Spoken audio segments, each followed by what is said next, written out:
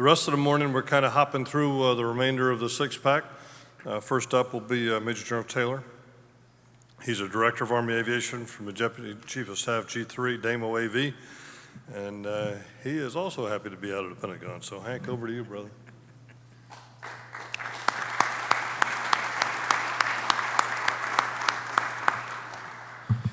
Good morning, and thanks for the introduction, and thanks to General Hokanson and General Peterson for their comments this morning already.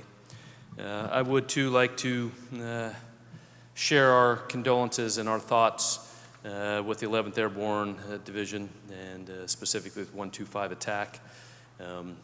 As we know, our business is very dangerous, and there's a lot of risks associated with what we do. But a lot of what I will talk about today is training and how we train and why we train, and so important in part of our mitigating risk in what we do in Army aviation is really how we train. And when I think back on my 30-plus years of executing Army aviation operations, we really do have a training strategy, a training plan that really allows us to mitigate risk at all levels.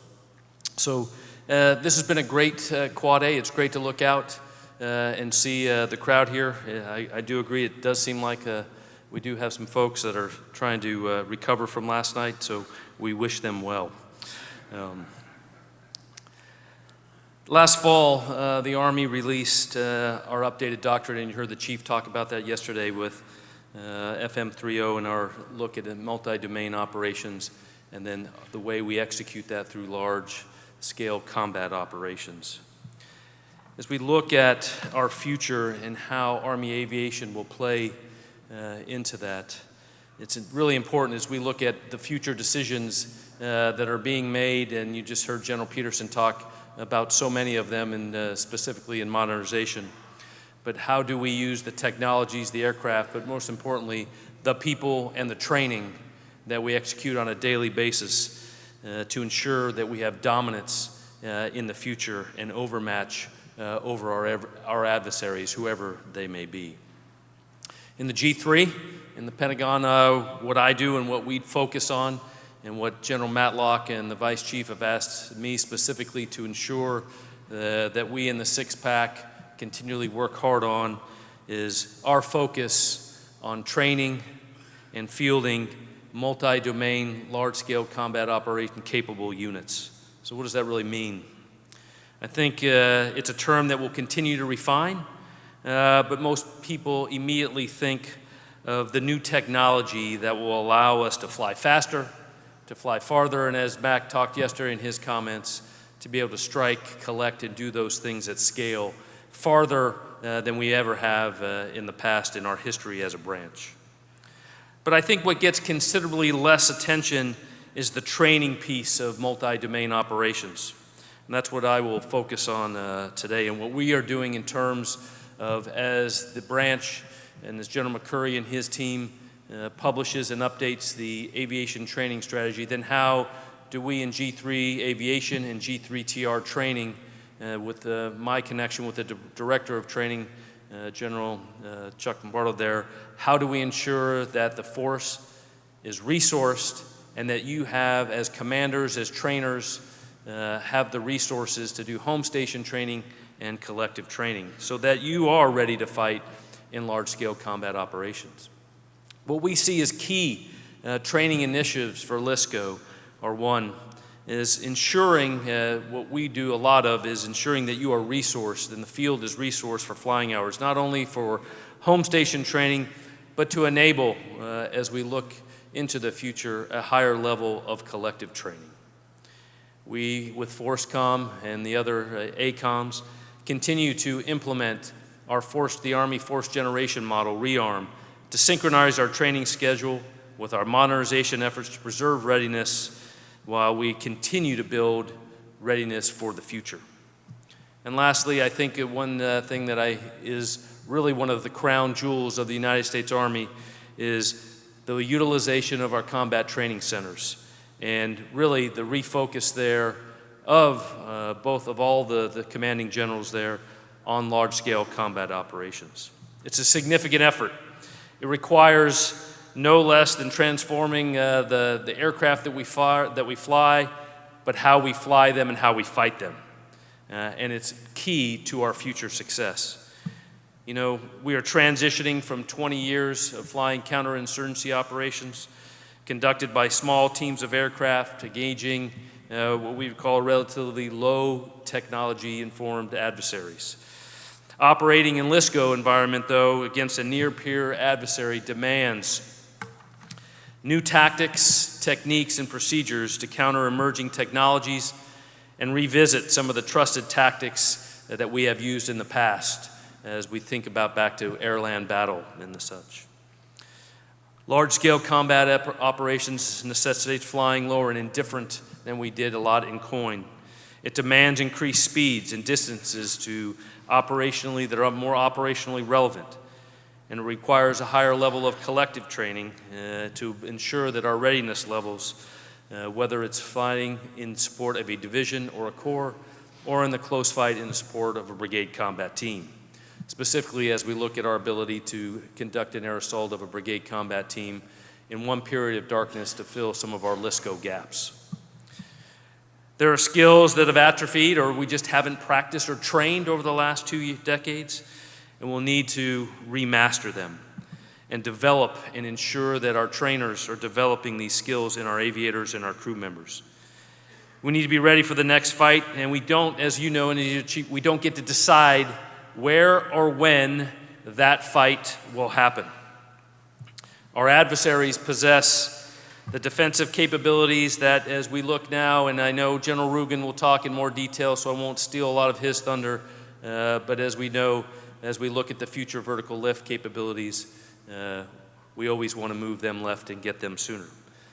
But how do we do that with a fleet that we have now that is just, General Peterson just talked about, continues to be capable, and we continue to ensure that they are as modern as can be to ensure that we can fight the fight that we have to, and I might say the ability to fight tonight. So as we look at home station training, and with that in mind, beginning in FY21, we increased based on work with the Fort Novacell and the team down there of how do we fund home station training in the flight hour program. We increased funding to ensure the aviation flight hour program for commanders to be able to ensure that they mastered the fundamentals of individual training, but also to ensure we give you the flight hours to go into a higher level of collective training at both the platoon, company, battalion, and then we look at the brigade in our warfighters and our CTC rotations. What does that do, though, as we look at flight hour execution? It's more than just giving you more flight hours to go fly, but what it does, it drives down risk.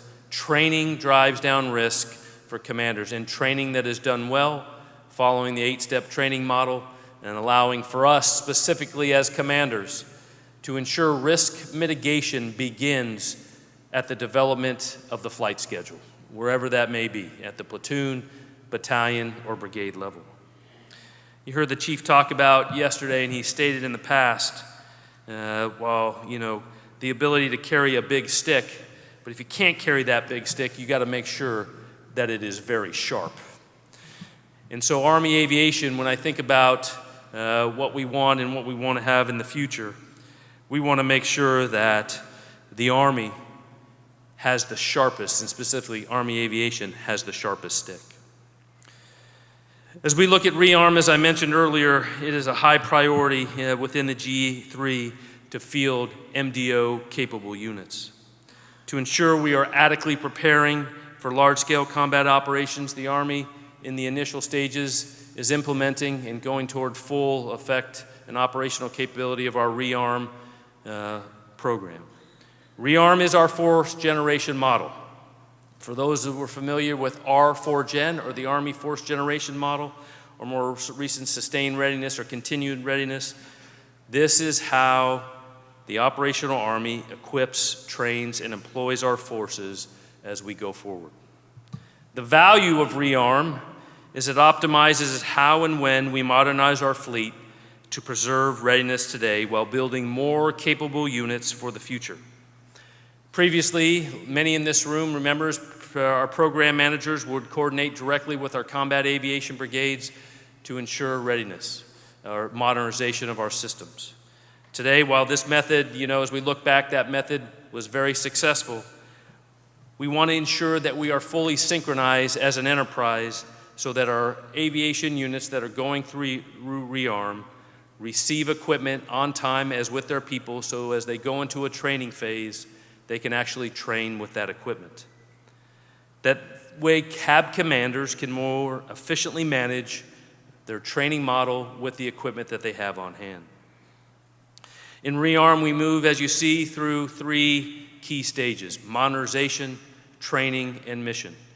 Broke up in about 8-month periods where the mission piece can be 2-piece, whether you're on a PTDO, preparing to deploy and conducting collective training, or actually deploying in support of joint staff, combatant commander gift map requirements.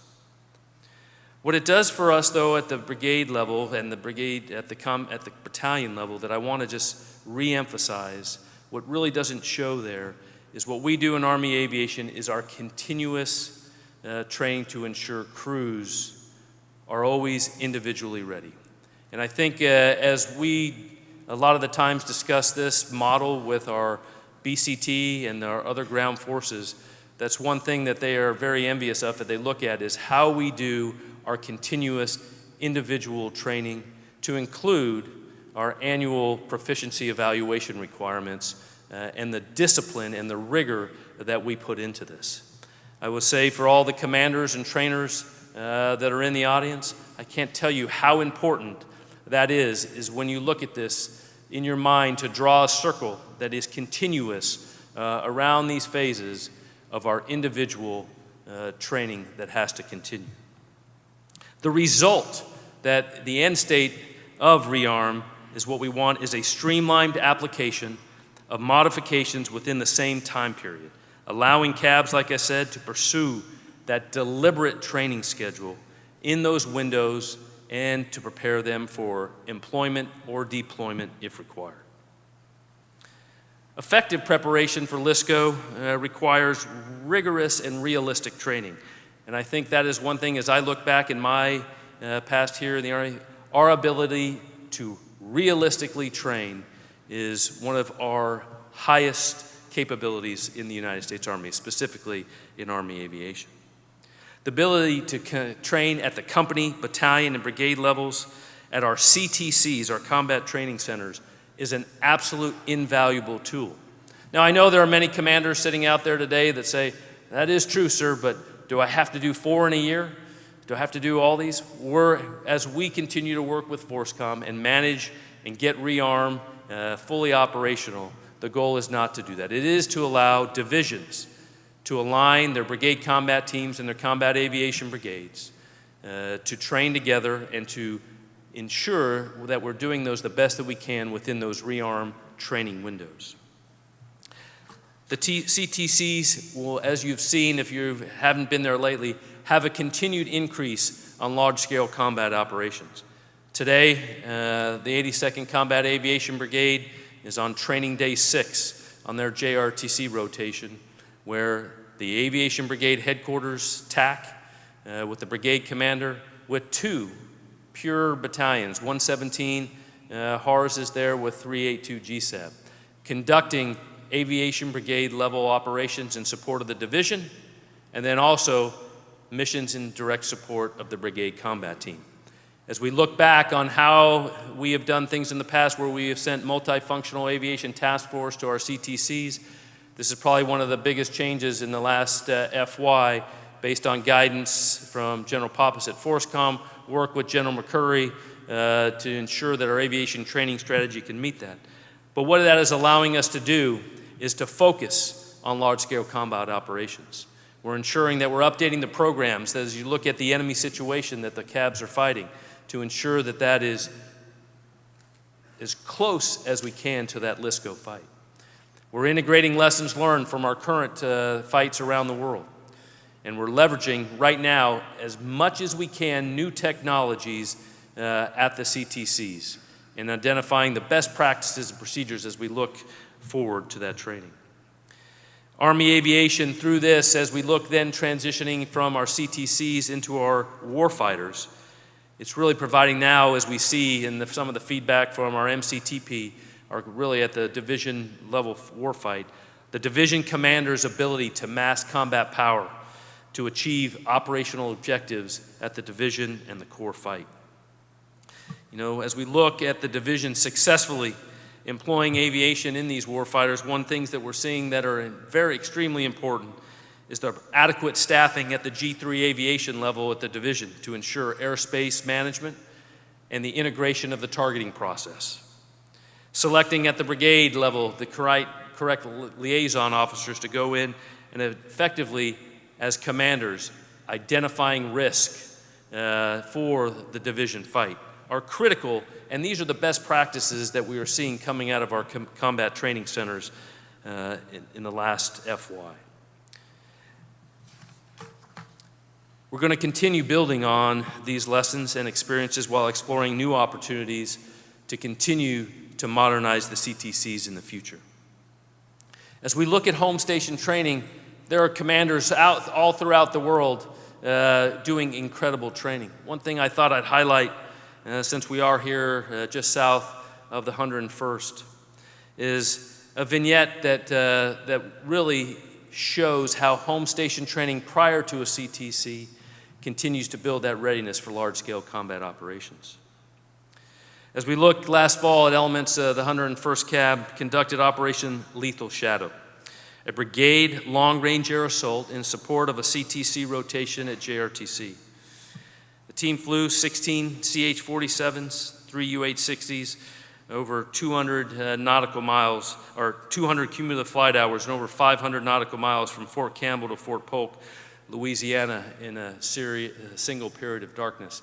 As I remember being the S3 at 217 Cab, trying to get our squadron down to Fort Polk, sometimes that was a 3-day event of aircraft strung along from here to JRTC, people in different cities, weathered and all that, and just think the ability now to take and operationalize what Destiny was able to do. That's exactly what we're looking at and asking commanders to think about how you do that. This exercise required setting up an intermediate staging bait en route, coordinating refuel from organic and from our joint partners to support, and the highest competency among our air crews to plan and to conduct rehearsals. One thing I would say is I had the opportunity to watch some of the planning that went into Operation Lethal Shadow. The ability to rehearse is critical to mitigate risk and set the stage for operational success and collective training above the platoon. So I just want to reiterate that as we look and go into all these things that I talked about. The reiteration for commanders, trainers to truly understand the 8-step training model, and specifically the certification and the training of our leaders, is critical to collective for individual and the move to collective training for LSCO-focused aviation training. I want to congratulate the entire 101 Cab team with the success of this, and it's used this and watch other commanders throughout the world continue to build readiness in multi-domain operations. Training in LSCO is significant. It's not easy. You just don't make a flight schedule and say, go out and execute it. It requires total buy-in across the enterprise, throughout the division, and throughout the brigade. Commanders and future commanders, we need you to fly, but you need to fly smartly. You need to plan it. You need to understand, as our crews and our aviators are less experienced than what we look back in our last 15 years where we had such an increase of flight hours, doesn't mean they aren't any less experienced. It just means that we have to train and understand who are in the cockpits and who are in the aircraft and what their capabilities are. To our industry partners, you can appreciate the importance of on-time delivery, and when you look at what we're asking our cab commanders to do and asking them to meet the demands of Rearm and our deployments. And so we thank you. We thank you for the open communication. We thank you for the hard work to ensure that we can get modernized aircraft and systems into the training pipeline to allow our crews and our units to be well-trained and prepared for what they need to do. As has been noted, this marks the 40th anniversary of the establishment of the branch. The branch's history is well-defined, and we look at Army Aviation's ability to adapt, to overcome ever challenges that come, I know that one thing that we will continue to do is meet that demand. The thing that has remained constant in our branch is our unwavering commitment to the soldier and the units on the ground. And I think you hear the branch chief wherever he talks. He ensures that we all understand what our mission is. And so, Mac, thanks for ensuring that we all understand that. And our commitment to you and to the entire team is we continue to carry that commitment forward.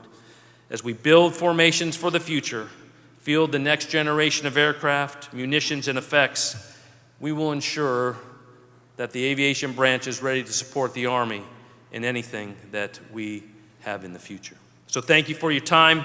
Thanks again, Quad A for hosting this. And everybody continue to enjoy the rest of the six-pack as they come up here. Have a good day. Thank you.